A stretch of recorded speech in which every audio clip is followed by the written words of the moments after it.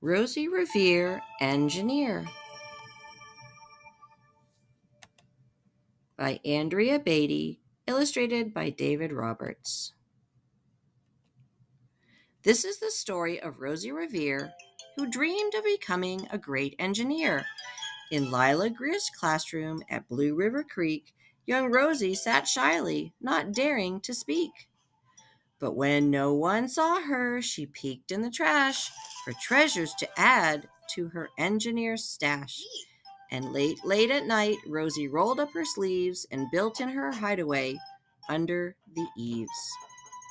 Alone in her attic, the moon high above, dear Rosie made gadgets and gizmos she loved. And when she grew sleepy, she hid her machines far under the bed where they'd never be seen. When Rosie was young, she had not been so shy. She worked with her hair swooping over one eye and made fine inventions for uncles and aunts, a hot dog dispenser and helium pants. My britches are afloat. Good show. The uncle she loved most was zookeeper Fred. She made him a hat to keep snakes off his head. From parts of a fan and some cheddar cheese spray, which everyone knows keeps the pythons away. And when it was finished, young Rosie was proud, but Fred slapped his knee and he chuckled out loud. He laughed till he wheezed and his eyes filled with tears, all to the horror of Rosie Revere, who stood there embarrassed, perplexed, and dismayed. She looked at the cheese hat and then looked away. "I love it," Fred hooted. "Oh, truly I do." Truly.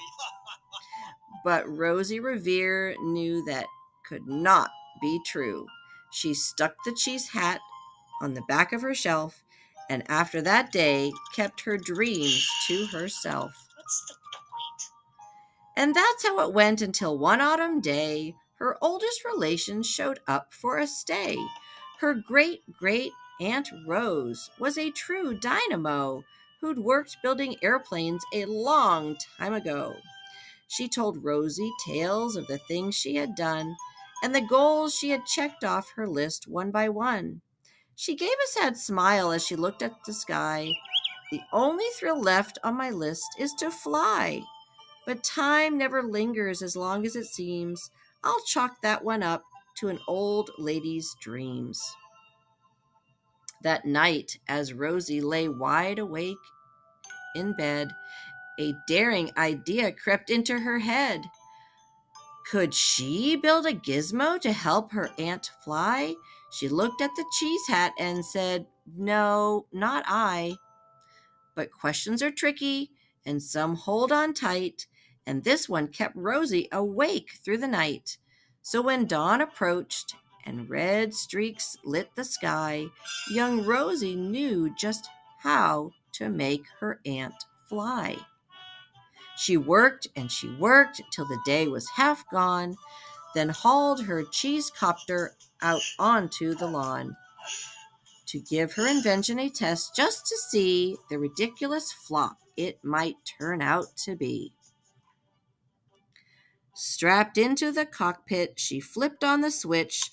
The helio cheese copter spluttered and twitched.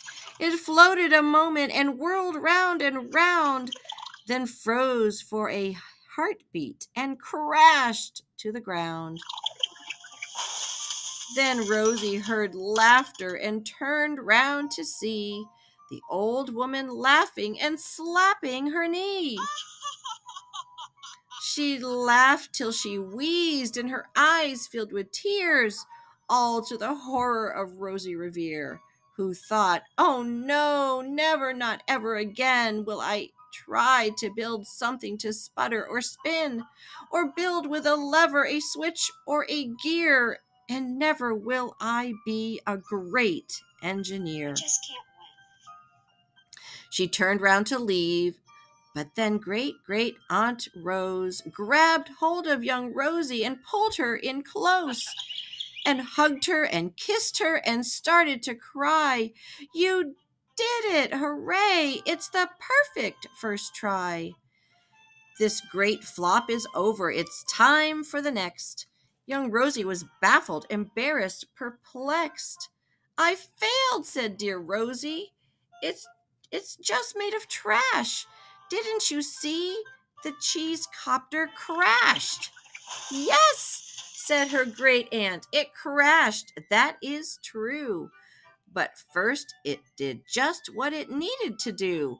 Before it crashed, Rosie, before that, it flew. It was wonderful, Rosie.